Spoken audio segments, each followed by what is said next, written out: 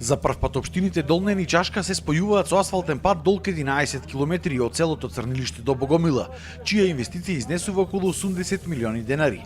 Значењето на овој пат е огромно, бидејќи жителите на овој дел од Пелагонија го скратуваат патувањето до Скопје за цели 60 километри во еден правец, односно 120 километри напред-назад.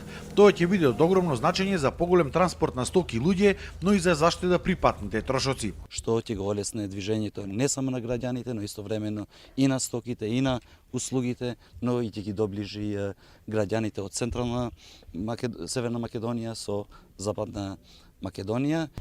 Првата фаза е во 7 километри. Тоа ќе биде комплетно асфалтирање и тампонирање. Втората фаза направено од другата недела почнуваме со тампонирање на вториот дел и пробивање на дел од тие места кај што не беа пробиени.